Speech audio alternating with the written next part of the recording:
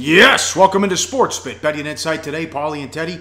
Tuesday, July 25th, big game breakdown, the Reds and the Yankees, also the Brewers and the Nationals. Deep dive. We finish out the NFC with the Redskins. It's not going to be pretty. And we'll also get to the play of the day. Bad beats, bad bets, bad for the books in a second. Teddy, this is a once-in-a-lifetime opportunity. I've never seen anything like this. It doesn't make any sense, frankly. I know the public likes to bet a little to win a lot.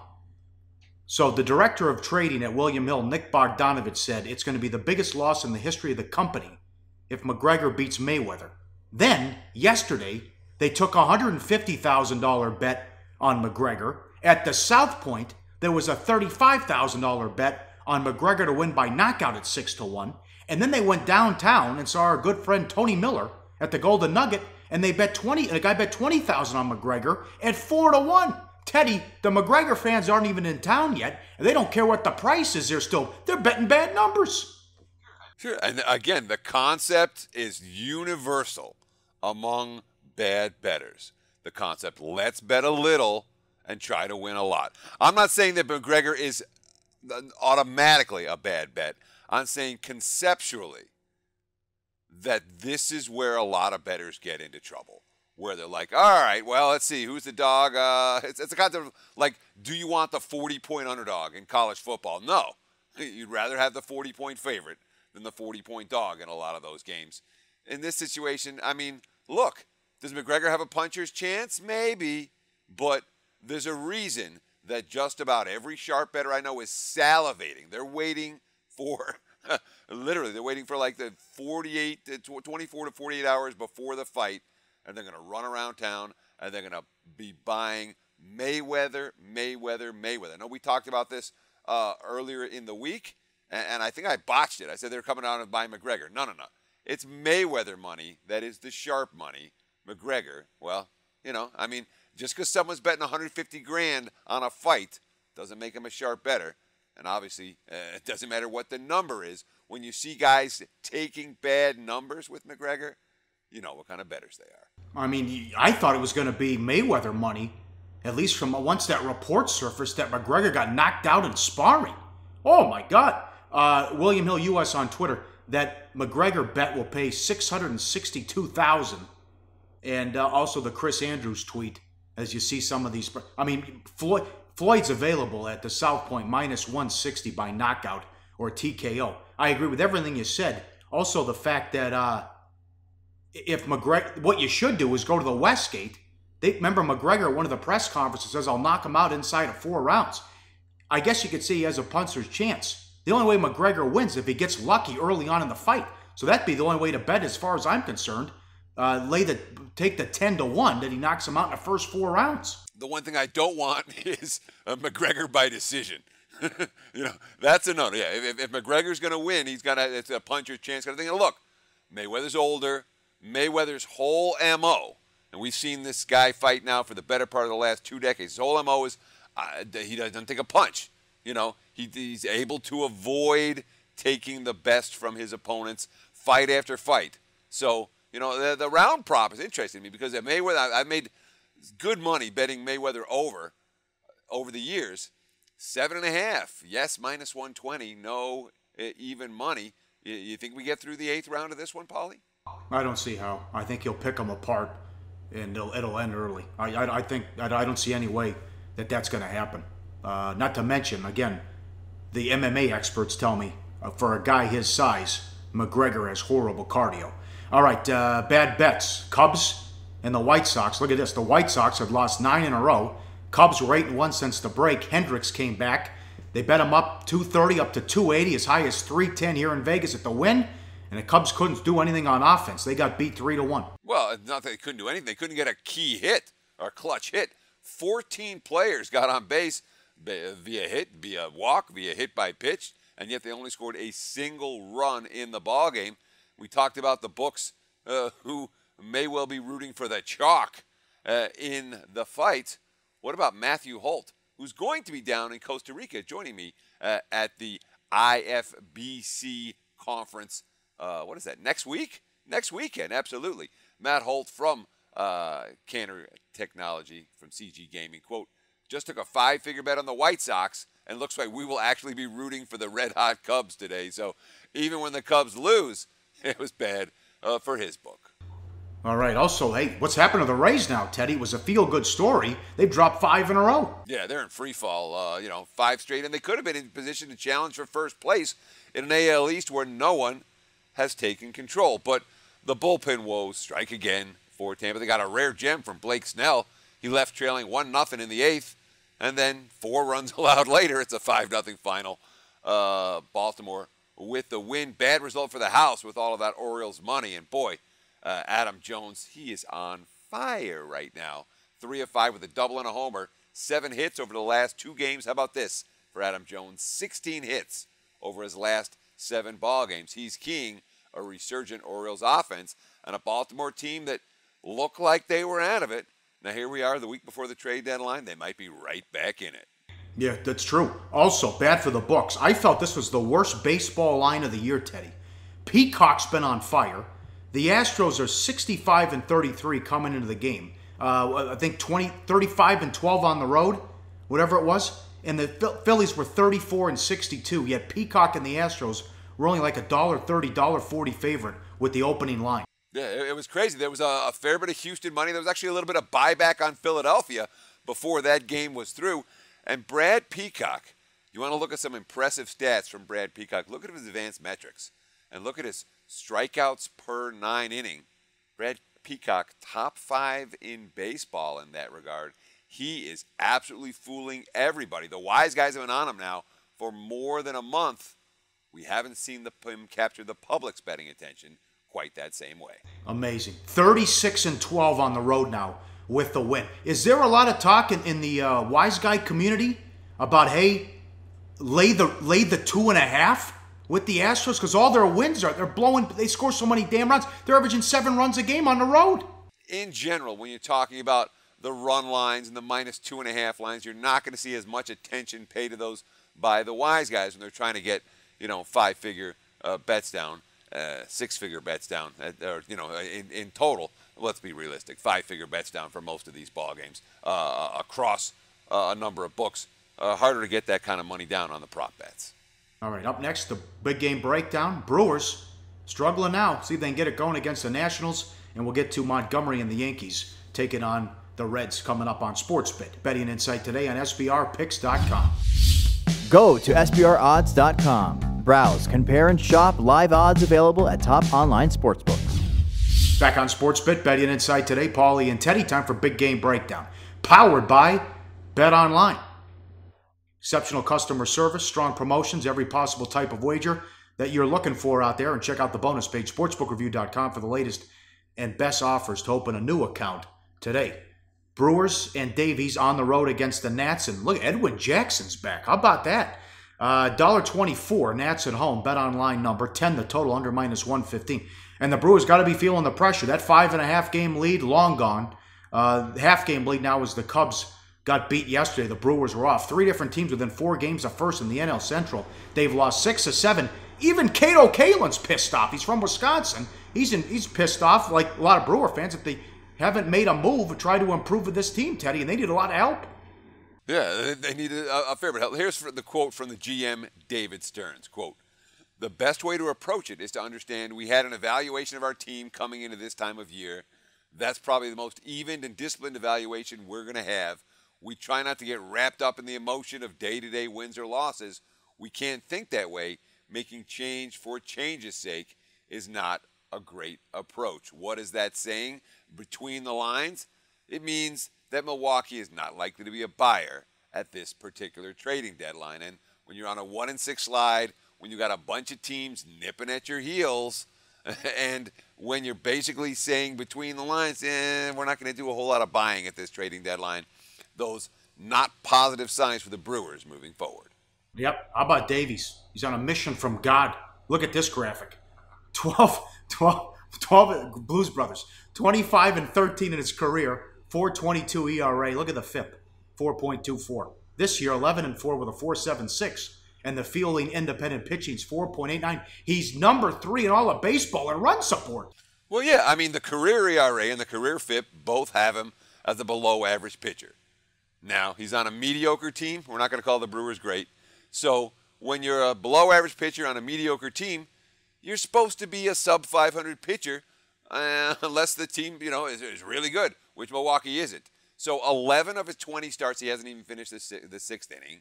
But as you mentioned, the Brewers averaging 6 runs per game when he starts, hence 25-13 career mark and 11-4 mark so far this season. Zach Davies, yeah, he may be on a mission from God, but he's also probably living on borrowed time. I thought Edwin Jackson was done years ago when he's with the Cubs and couldn't get anybody out. He pitched well against the Angels. He went 7 innings, 3 hits, no walks. 2 of the hits are home runs, though. Quote, we just wanted to grind and persevere. When you join a team that's doing well, you don't want to try too hard. I found my rhythm after the first, and the defense made a lot of nice plays, end quote. Dusty Baker, I really didn't have any expectations. Do well and keep us in the game. Now they might need him. Who knows what's going to happen with Strasburg? Well, that's just it. Now all of a sudden they need Edwin Jackson to produce. And it could be a potential rebirth for a guy.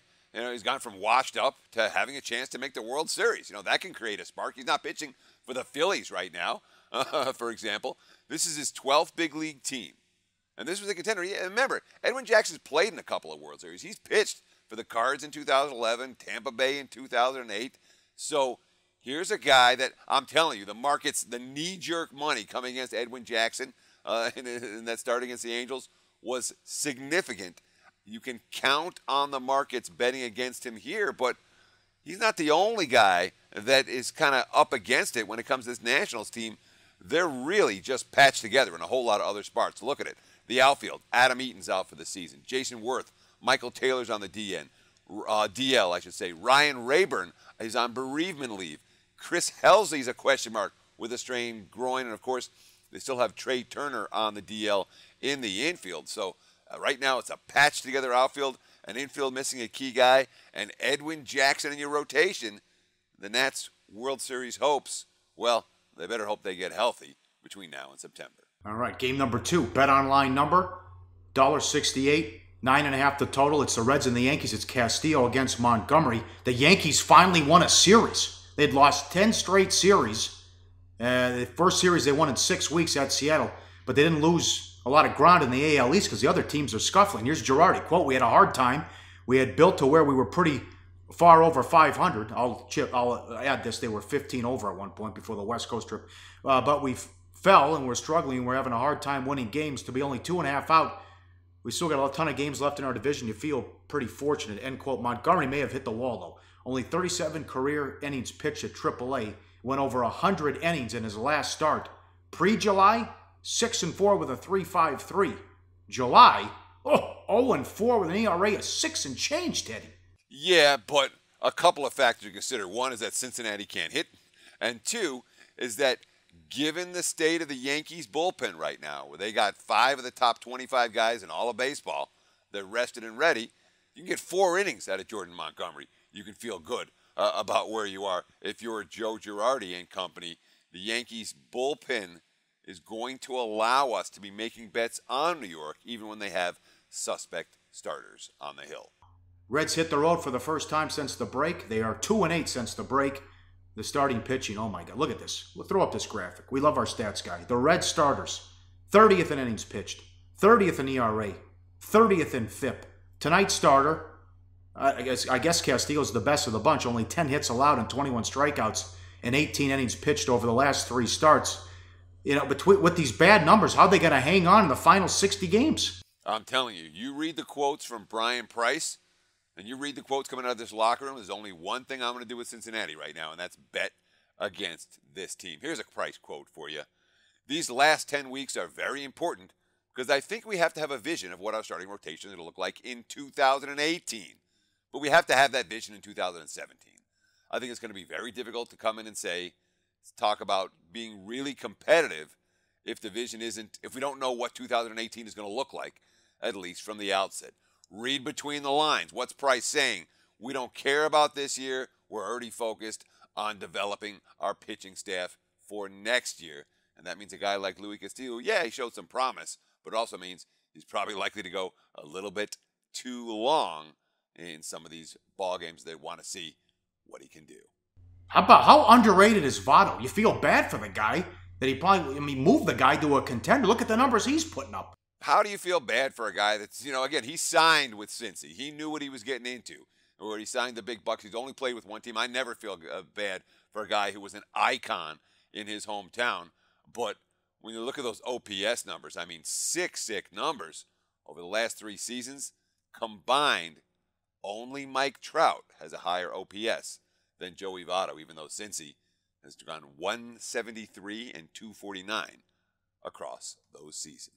All right, up next, the deep dive. We finish out the NFC East. The Redskins up next on SportsBit. Betting Insight today on SBRPicks.com. Research before you bet. Be sure to check out SBR Picks for the best game predictions, breakdowns, and much, much more. Wrapping it up back on SportsBit. Betting Insight today. We finished the NFC East. The Redskins win total 7.5. Last year, 8-7-1 straight up, 10-6 ATS, 12-4 to the over, 6-3-1 start, 2-4 finish. And the only wins were against the Eagles and the Bears. Remember, Week 17 at home, all they had to do was beat the Giants, who had nothing to play for, and they were in. Couldn't do a damn thing on offense. Mainstream stats, 21 takeaways, 21 giveaways. The offense, 6.4 yards per play, number 2. Only Atlanta was better, 4.5 yards per rush, 7.8 yards per pass attempt. Number 2 in the NFL, tied with the Pats, and 23 sacks allowed. 4th best in the NFL. Not good defensive numbers, though, Teddy. Yeah, when you're talking about those type of offensive numbers, number 2 in yards per play, number 2 in yards per pass attempt, Cousins, not a lot of negative plays. They didn't have a negative turnover margin. Cousins only took 23 sacks on the season. They were in the top quartile in the NFL in yards per rush. Those are the offensive numbers of a playoff team. So you say, why weren't they a playoff team? Obviously, they couldn't win Week 17 at home against the G-Men, but the defense was pretty darn lousy. 5.8 yards per play allowed, that's bottom quartile. 91.1 opposing QB rating allowed, that was below average. 4.5 yards per rush allowed, that was bottom quartile. The only thing they were okay with on the defensive end was the 38 sacks. But of course, in the offseason, they remade their defensive line and might be a little bit scarier when it comes to a pass rush in 2017 than compared to last year. In the draft, they went Jonathan Allen and Ryan Anderson from Alabama. They also took Samaje Perine, the running back out of Oklahoma, in the 4th round. Promoting from within. Minuski's the new defensive coordinator, linebackers coach last year. Kavanaugh is the new OC. He was a quarterback coach last year. Cousins was tagged again, and they couldn't work out a long-term deal. He's going to be gone after this year, and it was ugly as Bruce Allen, the team president, lied about actually what they offered him and then called him Kurt 5 times on the team website. Yeah, that's a little bit embarrassing. But look, there's a fair bit of continuity here for all the worries about Washington and, new OC, new DC. Well, as you mentioned, they promoted from within. There's continuity there. Gruden and Cousins, there's a familiarity there. Cousins very comfortable with Gruden's offense at this stage of his career.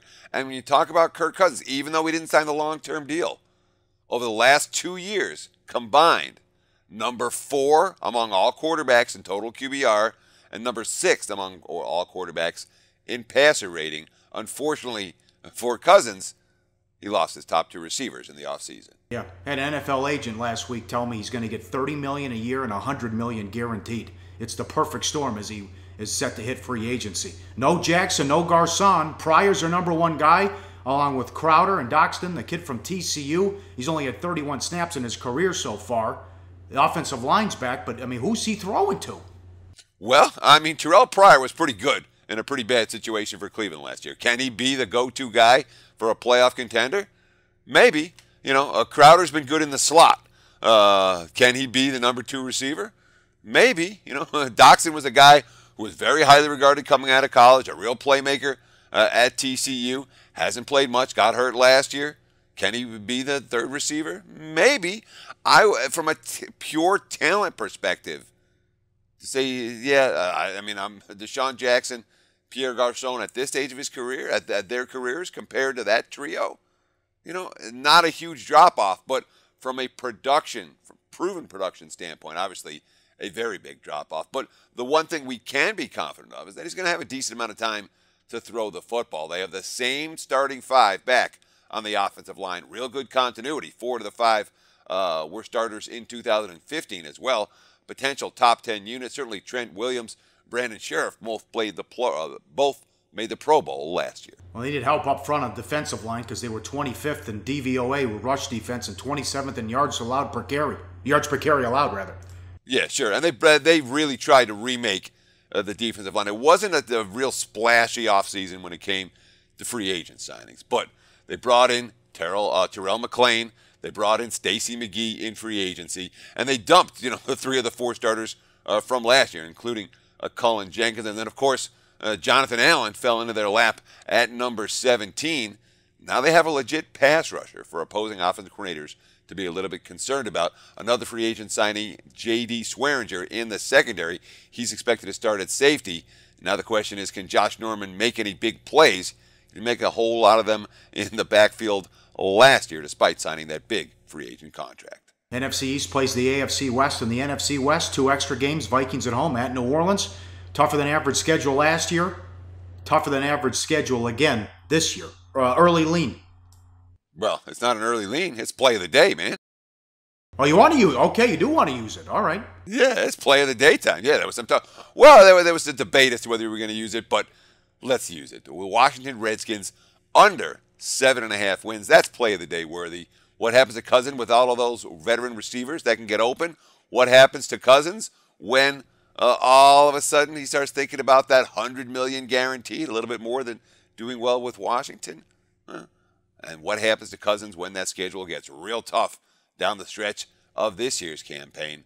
He's going to get hit. Redskins under 7.5 wins. That's our play of the day. Yeah, I like it a lot. We finish out our final division with the AFC West. Good division coming up. That'll do it. We'll see you tomorrow. Thanks for watching on SportsBit. Betting Insight today on SBRPicks.com.